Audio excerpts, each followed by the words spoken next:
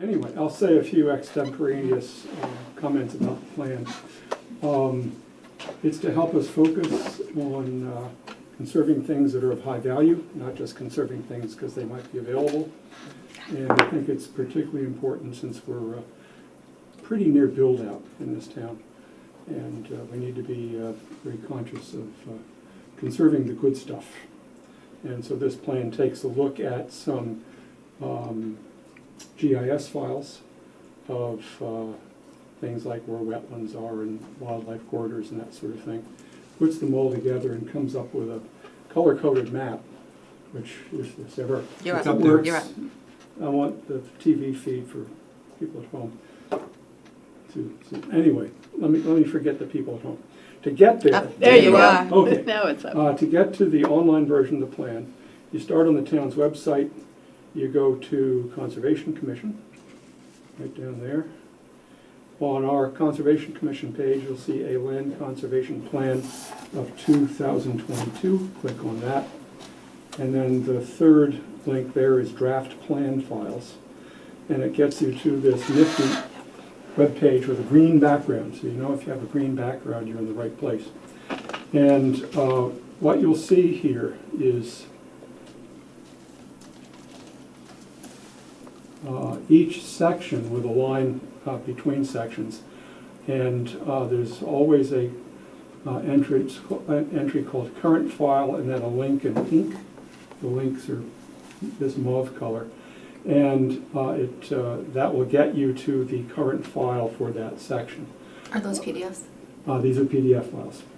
So there's always a date in the file name, so if you click on that file, you get to the October 1st version of the title page and table of contents and stuff like that. I'm not going to go through all of this in detail, but that's how you get to it. So there's a table of contents, is an executive summary. Got some good feedback from Karen. Have you read the new executive summary? I read, when's the last time you updated it? This was The 3rd? updated on the 3rd. Yeah. Okay. So it's a little better. Yes, I'm not good at writing executive summaries. I was a physics major. So I rely on people who have business backgrounds to help We're me going to out. continue working on it, Yeah, we need to continue working and we're on probably going to reformat it. Who's we, Kimasabi? Me. Okay. Then there's a section 1, which is just the purpose of the plan, very short section. Section 2 is reasons for conserving land, basically restating those reasons in light of the fact that we're getting fairly crowded here in Atkinson. Methods for conserving land is not just about buying land anymore. There's other ways to conserve land. And I should just mention that I just updated the book with the latest conservation easement parcel that's coming along, thanks to Dean and Sue Killam. Are you official? And it'll be official next week, but Next Thursday. It's in the book already. Nice. And it's on here. So then there's a section 4 called Conservation Attributes in the town of Atkinson. And this is a whole bunch of maps. I'll just say that there's 2 sets of maps in here. There's maps that are numbered, 1, 2, 3, 4, and there's maps that have letters. So do you have to go to the page, or can you click on those? In this table, if you want to look at the land use of 2015 map, you just click on that. That map, and then it'll pop up, Takes okay? a second to load. There. Cool. And you can print these on your home printer if you want to. So now, every so often you'll see something in a Excuse yellow. me, Paul, could you go back? You were trying to explain if they were numbered or lettered. The 1, 2, 3, 4 are the GIS maps that we got from Rockingham Planning Commission. Okay. The lettered ones, A, B, C, D, are maps that the Conservation Commission came up with based on tax parcel data, and I'll explain that. Okay, all right. So that's in Appendix B, which is probably going to be a moving target, and I'm just going to have to accept the fact that it's never going to be right for more than about a day. But what you have and changes that you make going forward will be pretty quickly put onto this. I'll try to keep this page current even after we go to press Okay. with the paper one. Now, every so often you'll see a yellow box. That is supplemental information that's probably not going to appear in the plan. In this case, it's the presentation I gave at the Conservation Commission meeting in July that verbally explained these 14 maps. So if you're not good at reading and you want to listen to me, you can just go to the videotape and have a look for yourself. So section 5 is then taking the maps that were significant from a decision-making point of view. That was the agricultural soils map, groundwater and aquifers map, wetlands map, open space map, wildlife habitat features map. The impervious surfaces map is up here only because I got a good way to find all the wetlands on that map, and it really didn't show up anywhere else. Unfragmented blocks and connecting the coast, this is wildlife corridors. So of those 8 maps, we put together something called a natural resource priority areas map, also called a co-occurrence map. And this is a color-coded map. The redder the better in terms of value of conserving land. Green is maybe only one attribute, and if more attributes overlap with one another, that's what generates the hotter colors. What was the basis of the attributes, Paul? Okay, those were the maps that are in section 4. So if you look at, for example, let's look at this unfragmented blocks map. This is something that Rob Prine came up with at RPC. And it's basically all of the areas that don't have road crossings and are basically not developed. So you notice areas around streets are not included. But we've got relatively large parts of town that don't have road crossings, thanks to sort of a quirk in zoning that has encouraged cul-de-sacs. Cul-de-sacs, yes. Found a reason for it. I don't know if the original framers of that had that in mind, That's funny. had this in mind, but we've got some fairly significantly large areas where animals can travel without having to cross roads. Although I will tell you that neighbors on Oak Ridge and Deer Run specifically told me, it might have been when we were at your meeting, Yeah. people were talking about the deer walk down the middle of the road. And they don't have to, they could go Yeah. around, but A lot of the GIS maps are theory. And I don't know where all the data comes from that gets into this database, but some of it's out of date, some of it's incomplete. But it's the best view we have of standard data that can be looked at as a sort of a first take on whether an area of town is something we want to pay attention to or not. So you really kind of have to read sections 4 and 5, or look at those 2 videos to get a more complete description. The video, I watched the meeting and he did a very good job of how he overlaid. Yeah, that's. I was at the Yeah. meeting when he did Yeah. the presentation, and I Yeah. really learned Really a lot. just, The maps. So, and then recommendations and conclusions are in section 6. So those are the tabs 1 through 6 in the book. Then, at Julie's insistence, I took some of the background information out of the major part and put it into appendices. There's a whole history of conservation in Atkinson. I call it brief history, but it's pretty lengthy. If you want to know what happened in the town report every year since 1974, there's a synopsis, a couple, 10 pages long. There's people who have served on the Conservation Commission since 1974. Whole table of, there's about 50 people that have served. Other background information like that about conservation. Appendix B is the current state of conservation in Atkinson, and this is where we look at the land use from a deeds and tax map perspective. There's town-owned conservation land that has its own table and map. There's cluster development open space that has its own table and map. There's conservation easements on privately owned land.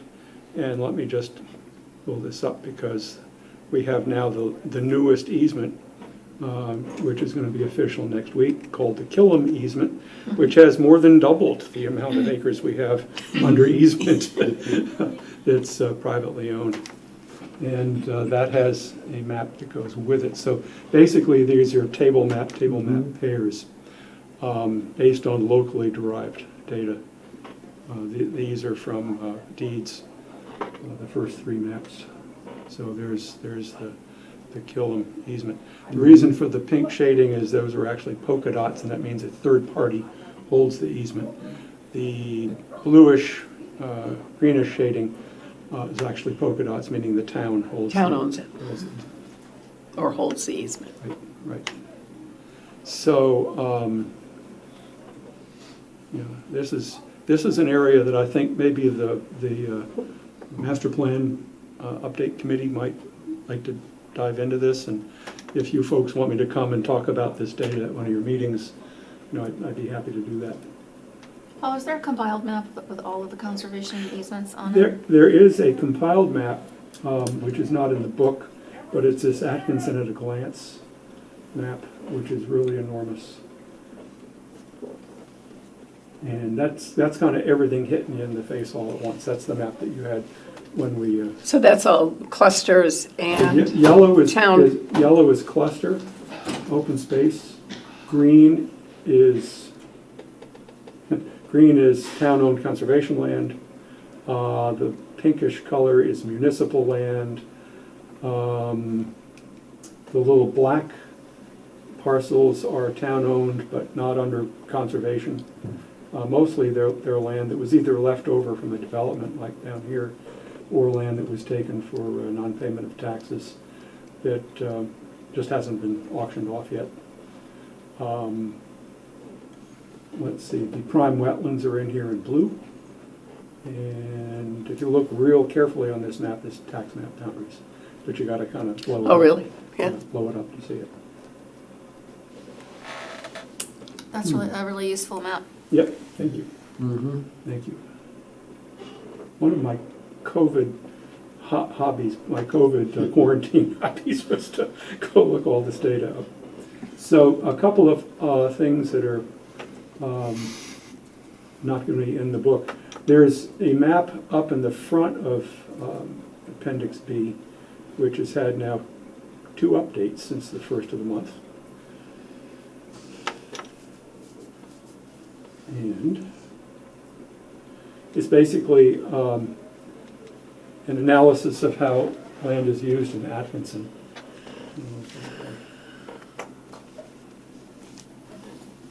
Editing. And so you'll see there's town-owned conservation land, 589 acres, cluster development open space, 661 acres, privately owned land with conservation easements, etc. And so 2 of the edits were, first of all, I put in the Killam easements at more than double that number. And Sue Capetta was asking me last week, why is there more land in current use than undeveloped land? So I actually put in the spreadsheets from which this came. And those are linked inside this yellow box. So the unimproved land spreadsheet, this is all data I got from Rod. These are Rod's tax records, this time taking land that has improvements 0 in the tax record. It means there's no buildings on Yeah. it. And then sorted numerically by size. So the yellow column there is acreage of all of that land, and that, if you add that up, this is easier to do on a bigger screen. If you add that up, it's 573.02 acres of land without structures. That's undeveloped land.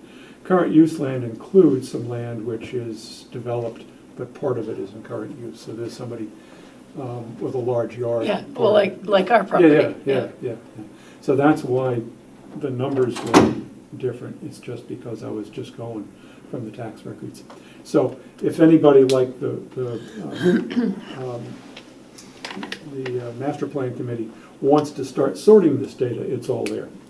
If you'd like my help in sorting the data, I've gotten pretty good at doing that. Anyway, let me just briefly go back to the webpage. And there's a couple of other supplemental things. These are just for town-owned conservation land, cluster open space, and conservation easements. I actually have tables that have book and page number of all the deeds and all that stuff. If you're into that sort of thing, you can go spend lots of time there. And this is that Atkinson at a glance map. And then there's an Appendix C, which is anything that didn't make sense in the other two appendices. This is the catch-all. And in here, there's an interesting analysis of property tax rate data. There's Julie's essay on buffers and setbacks, and an essay that I got from other sources of available sources for grant funding if we want to spend other people's money on doing conservation projects.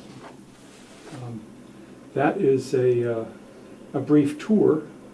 I'm available to sit down with anybody or any committee that wants to have me, ask me questions. Once this goes to press, I don't view that as the end of what we're doing. That's really kind of the beginning.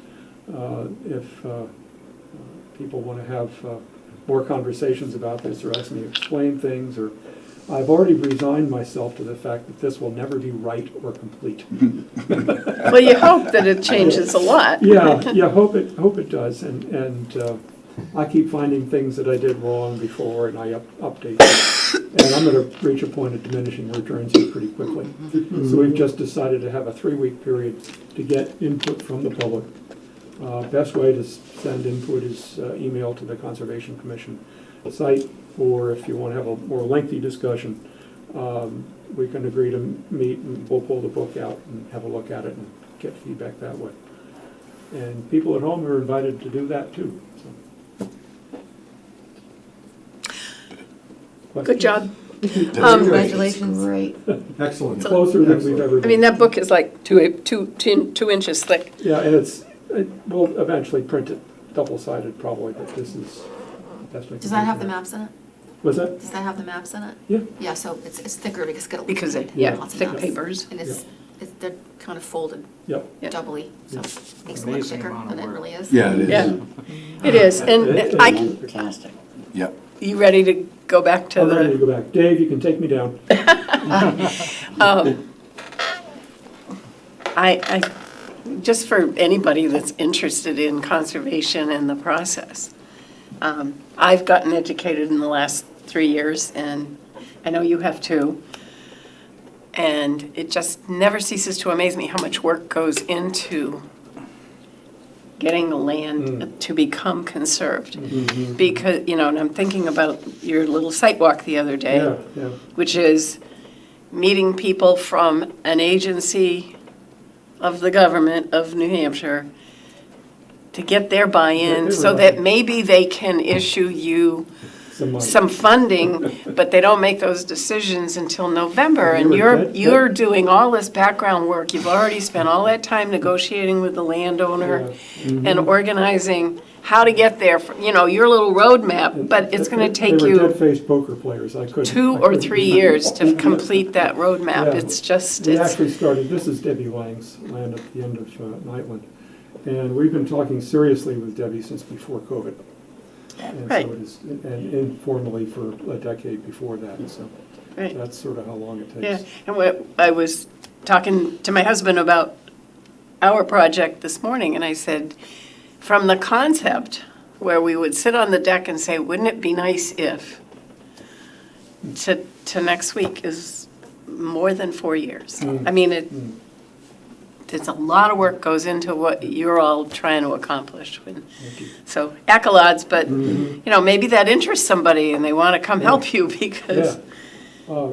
I'd like to have an offline conversation with you about how to kind of roll this out, because I'd like to get some publicity out of it, and maybe other people have similar ideas. Yeah, I think a common theme in the plan is that it takes a willing landowner. Yep, that is. It- And that is but the a sine qua non. knowledgeable Can't do landowner. I was anything about going to that. say, Yeah. not just the willingness, but the education is huge, and I'd be glad to help if there was anybody that came forward. I remember when my brother bought his house down in Massachusetts, it's on the a lakefront that is a water supply, and I remember being glassy-eyed when he explained that, well, there's an we don't own down to the water, there's an easement area. And as much experience as I have with land use, I couldn't comprehend what he owned and what he didn't own and what he could do on what he didn't own. And He owned it, but couldn't do much on it, probably. actually, he didn't own it, but he could. He could access the water with it. But anyways, you're not born knowing how these things come together and all the little itty bitty legal stuff that goes into setting something aside and the terminology. And, when I met with your board one time, and I've said this to you before, and started talking about being a private landowner that wanted to grant an easement, a conservation easement, there were people on your board that didn't understand that concept. So you deal with it, you know what it is. A lot of people just need that, Yeah. a lot of education to come up to speed on. And there's lots of options too. Then I there's mean, as you lots of said, there are options. easements where you own the land still, but you Right. don't pay taxes on it, and you've been compensated for not using it for anything, keeping it in a natural state. Well- And there's like your brother, his situation where he probably sold it, and so he has right to pass and Right. access over the land, but he doesn't actually own the land. Right. So Every there's like easement is so unique. many Right. different ways to do it. Right. Parents And had I a don't- house down in Cape Cod that was on Indian land. That's a whole different world. Whole different world. The house wasn't built on Indian land, but the Indians came along and said, no, that's our land. And the state agreed with them. So, yeah, so that's a common theme that I think we sprinkle throughout the Yeah. plan. Yeah. It comes Yeah, up, we don't take people's land. it comes We up need people again to and be again willing and to do again. this. Yeah, the idea has to come from Yep, willing landowners. willing landowner. Anyway, so Cool. it's up for comments for a couple of weeks. If you like to look at paper copies, I'm going to take a picture of this with my cell phone so I can post that on the Facebook page. People can come in when the office is open, have a look at it. Yeah, now, how many copies exist is there just the one in the land use office? That's it. And what's online. Will you be able to do more?